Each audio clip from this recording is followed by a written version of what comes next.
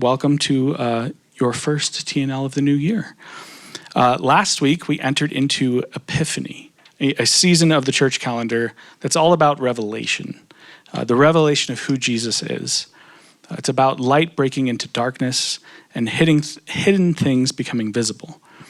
The series that we're starting tonight is called Strange Light, which is our way of saying that when God's light shows up, it often comes from directions we don't expect. And it reveals more than we're usually ready to see. I want you to just picture something real quick. Imagine you're at work, minding your own business, trying to get through your inbox or teach your students or serve your clients, and a group of very well-dressed strangers carrying very expensive-looking presents walk in and ask you, "Hey, where's the newborn king?" I'd be surprised if that has happened to any of you, and you'd probably at least check their calendar to make sure there wasn't some kind of weird office party that you forgot about. And that's basically how our story tonight begins. We're going to tonight sit with the traditional Epiphany story about the Magi in Matthew 2. You probably have heard about this story before as the story of the three kings. Even though the text never says that they're kings and it never says that there are three of them, these people give Jesus three gifts, and so we just decided, well, obviously there's three of them, one for each gift. Anyway, it can be such a familiar story for a lot of us that we forget how bizarre it is. Outsiders show up in Jerusalem with a rumor from the sky, and suddenly everyone becomes anxious. This is one of my favorite stories to teach, and I know some of you have heard it 100 times at this point, but this is going to be a bit different than past years. Whether you're really familiar with this story or you have no idea what I'm talking about right now, my hope is that we will let this story do what Epiphany stories are supposed to do, which is shine a light into the corners of our hearts. The big idea I want us to carry through tonight is that the same light can land in very different hearts with very different responses. As we'll see, all the characters in this story receive the same basic news. A child has been born, a king. There's a sign in the sky, and each of them responds in a completely different way. Same star, different hearts. And that's where I think it starts to get uncomfortably relevant for us. Because you and I don't control how or when God shines light into our lives. We do, however, participate in how we respond. So let's listen in to this story again. This is Matthew 2, verses 1 through 12, and it tells the story like this. After Jesus was born in Bethlehem village, Judah territory, this was during Herod's kingship, a band of Magi arrived in Jerusalem from the east. They asked around, "Where can we find and pay homage to the newborn king of the Jews? We observed a star in the eastern sky that signaled his birth. We're on a pilgrimage to worship him." When word of their inquiry got to Herod, he was terrified. And not Herod alone, but most of Jerusalem as well. Herod lost no time. He gathered all the high priests and religion scholars in the city together and asked, "Where is the Messiah supposed to be born?" They told him, "Bethlehem, Judah territory." The prophet Micah wrote it plainly. "It's you, Bethlehem, in Judah's land, no longer bringing up the rear. From you will come the leader who will rule my people, my Israel." Herod then arranged a secret meeting with the scholars from the east. Pretending to be as devout as they were, he got them to tell him exactly when the birth announcement star appeared. Then he told them the prophecy about Bethlehem and said, "Go find this child, leave no stone unturned, and as soon as you find him, send word, and I'll join you at once in your worship." Instructed by the king, they set off. Then the star appeared again, the same star they had seen in the eastern skies. It led them on until it hovered over the place of the child. They could hardly contain themselves. They were in the right place. They had arrived at the right time. They entered the house and saw the child in the arms of Mary, his mother. Overcome, they kneeled and worshipped him. Then they opened their luggage and presented gifts, gold, frankincense, and myrrh. In a dream, they were warned not to report back to Herod, so they worked out another route, left the territory without being seen, and returned to their own country. If you really listen to this story, a few things should feel odd about this. First, the people who notice that something is happening aren't from Jerusalem. They're from the east. They're foreigners. They're outsiders. Second, the people who have the scriptures, who live within the walking distance of Bethlehem, who know the prophecies by heart, don't seem to really care or make the trip. Third, the sitting king hears news of a possible Messiah, and he reacts not with joy or curiosity, but with fear. He sees a threat where the Magi see worship. Same star, different hearts. But before we rush into what does this mean for my life today, I want to spend just a few minutes on who these people actually are and what they represent. Because these aren't just random characters in a cute children's story. Matthew is doing something very deliberate here. So let's walk through these three groups. First, we have Herod. Historically, this is Herod the Great. Rome has installed him as a kind of puppet king, a local ruler over the territory of Judea. He's known for impressive building projects and for a level of paranoia that would make a conspiracy theorist say, maybe take it down a notch. Go touch grass, Herod. This is a guy who has family members killed because he suspects them of plotting against him. He lives in constant fear of losing power. So when a group of foreigners show up saying, where's the newborn king? That's not charming to him. This sounds like the beginning of another revolt. Right around this period, there had been other uprisings by men who claimed to be the rightful king of the Jews. And Herod and Rome did not respond well to that. Thousands of people die. Villages are burned to the ground. So you can imagine why the whole city is disturbed. They hear this rumor and feel the old fear of another violent confrontation rising in their throats. Herod in this story represents anxious, controlling power. He's the person whose first instinct, when God's light reveals something new, is how do I protect my position? Second, you have these chief priests and scribes. These are the Bible people. They know their scriptures. Herod asks, where's the Messiah supposed to be born? And they have an answer ready for him, Bethlehem. They can quote the chapter and verse. They can connect current events to prophetic texts. They're the ones in the story who have the most information, but they're also the ones in the story who do the absolute least in response to that information. As far as we can tell, they never walk the 6 miles or so from Jerusalem to Bethlehem to find Jesus. They can point towards Jesus, but they don't seem interested in going to him themselves. They represent religious knowledge without response. And then lastly, you have these Magi, these foreign priests from the East. They're likely tied to an ancient religious tradition centered in Persia called Zoroastrianism. They watch the sky, they interpret dreams. They're spiritual people, but not in the way that would have looked correct to faithful Jewish people.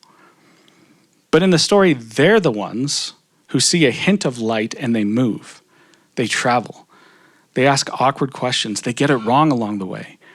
They go to the royal city first, which makes things politically explosive. But they keep following the light that they have. They represent seekers who act on partial revelation. So you have these three responses to the same news.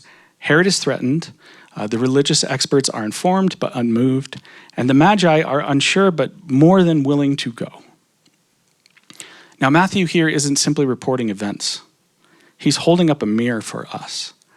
Which means the uncomfortable question underneath this story is, when God brings light into my world, which of these responses looks most like me?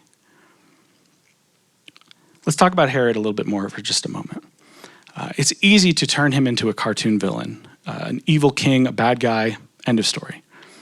But if we do that, we lose something that the story wants us to see. Because at some level, Herod's reaction is incredibly human, right? He hears about a new king and his first reaction is fear. He's worked hard to build his little world. He knows how fragile his position is. A rival threatens his safety and his status and his control. So he starts calculating. He starts gathering information, calling secret meetings, and spinning a religious cover story. I mean, he flat out tells the Magi, tell me where this person is so I can go worship too. If we strip away the royal setting of all of this, that instinct isn't very far from home. Think about all the times in your life when some kind of light breaks in. Maybe it's a piece of feedback at work that names something that you didn't want to see. Maybe it's a conversation with a significant other or friend where they gently, or maybe not so gently, tell you, hey, this pattern of your behavior is hurting me. Maybe it's a moment with God when you start to realize that the way you use your time or your money or your power is out of sync with what you say you care about. In those moments, one option is to get curious, to lean in, to ask, what is this light showing me and what might I need to change? Another option is to double down on control. We don't have crowns or palaces, but we have pretty impressive defense mechanisms. We change the subject, we discredit the messenger, or suddenly we remember this very urgent thing that we have to go take care of. We tell ourselves stories about why this really isn't a big deal. We look for religious or spiritual language to justify staying exactly the way we are. That's Herod here. Herod shows us what happens when the light of God's kingdom is experienced primarily as a threat to our little kingdoms. The sad thing is that Herod, again, is living 6 miles away from the presence of God born into his time and place.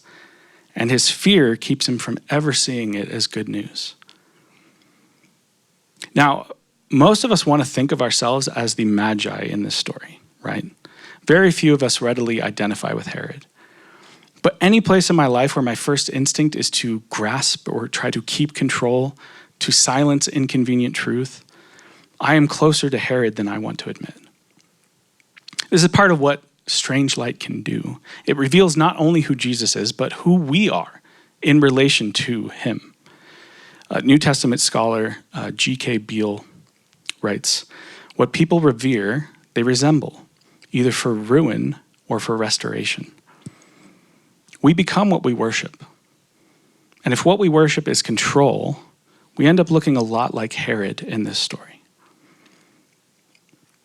Now let's talk about those religious experts.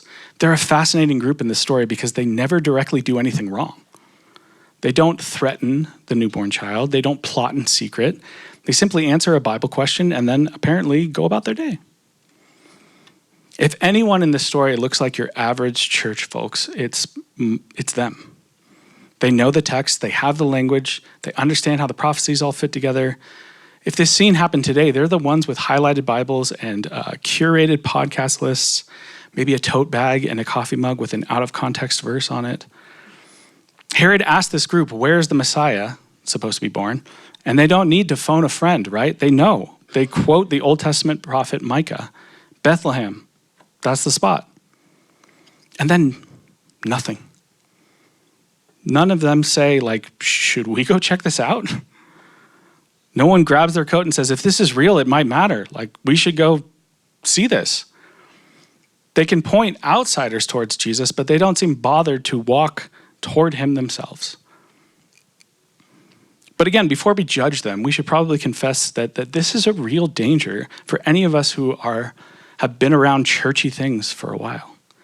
Familiarity can create a kind of spiritual numbness. We can talk about grace and prayer and the kingdom of God and justice and mercy.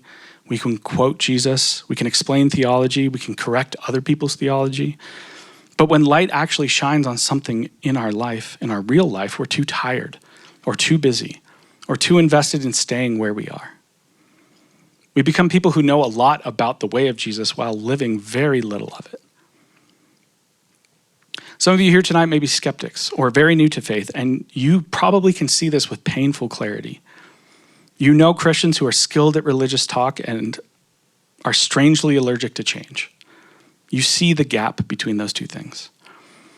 And if that's you, you're not crazy. This story sees it too. The religious experts in Matthew 2 remind us that knowing the right answer is not the same as following the light. So here's a gentle question for those of us who have been in church for a while. Where in your life are you coasting on knowledge instead of responding to light? Is there an area where you keep saying, I know, but nothing in your schedule or your habits has shifted?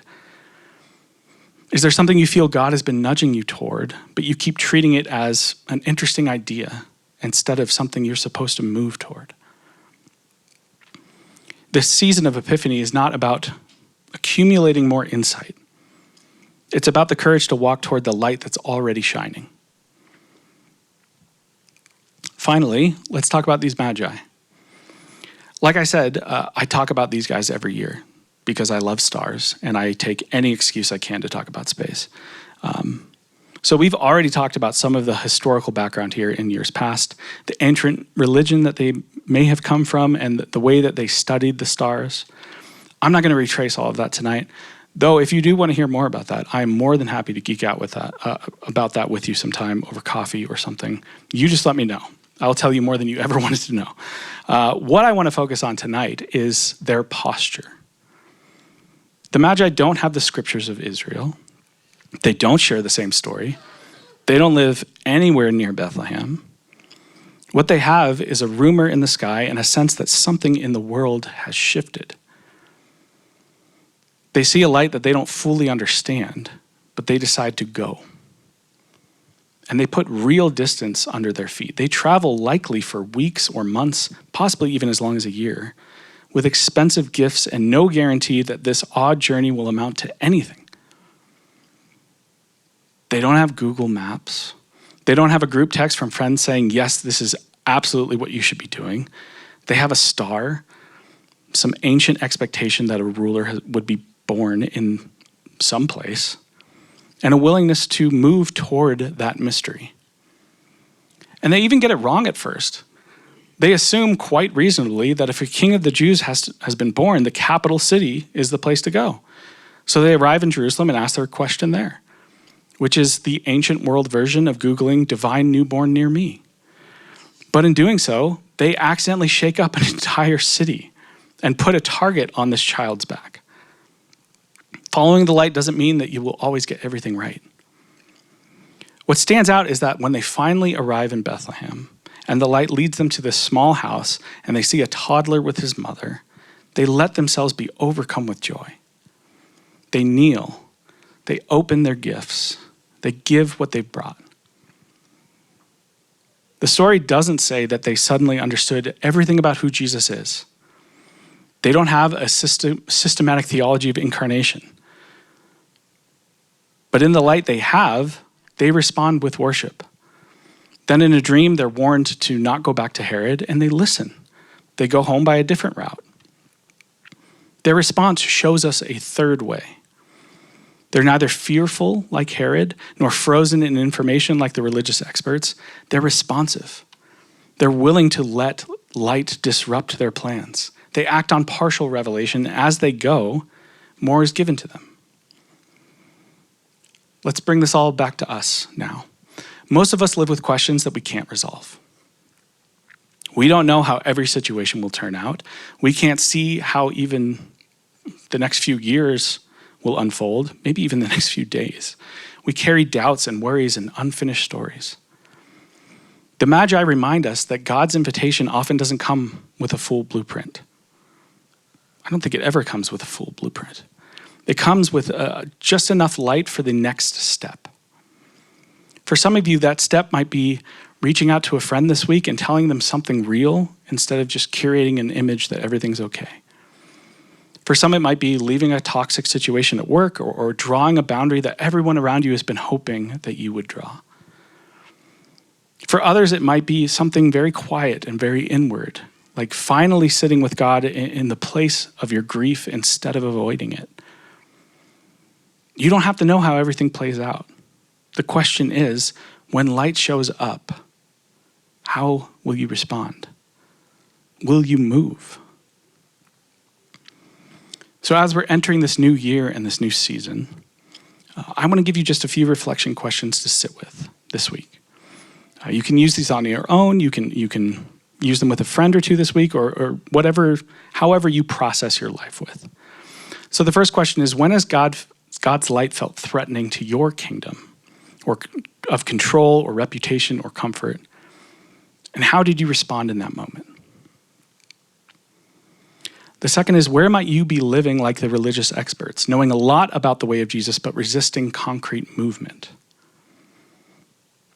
And then finally, what's one small specific step that would look like a Magi response for you right now? Acting on the light you already have. I want to circle back to that phrase that I said at the beginning, same star, different hearts. The light of Epiphany doesn't just tell us something about God, it tells us something about ourselves. Herod shows us what happens when we experience God's activity as a threat to our control. The religious experts show us what happens when familiarity with holy things never turns into holy movement. The Magi shows us what it looks like to let even just a little shimmer of light reorient our path. They travel, they kneel, they listen, they go home by another road. So as we step into the series and into a new year, whatever this next stretch holds for you, here's the invitation. Pay attention to how you respond to light. Where you feel yourself tightening your grip, notice that. Get curious about the Herod in you. Where you find yourself saying, I already know this, but nothing has shifted in your rhythms, notice that. Ask what it would mean for you to walk these 6 miles to Bethlehem instead of just quoting the verse. Where you sense even a faint pull toward goodness or truth or beauty, pay attention. That might be your version of a star. None of us does this perfectly, right? We all have days where we play the villain in our own stories, or the bored expert, or the tired traveler. Some of us can hit all 3 of these in the same week. Overachievers. The good news is the light of Christ keeps shining anyway. It shines on anxious kings and sleepy religious systems. It shines on small houses in overlooked towns. It shines on Tuesday night gatherings in Centennial, over jobs that feel ordinary, over lives that feel half put together. You don't have to generate the light. You don't have to deserve it. You simply are invited to respond to it. So here's my prayer for us. May we become a community that doesn't flinch from the light, even when it exposes our fears. May we be people whose knowledge leads to movement. May we learn, like the Magi, to follow the light we have, to kneel when we find Jesus in unlikely places, and to allow our plans to be interrupted and redirected. Same star, different hearts. May God keep shaping ours. Would you pray with me?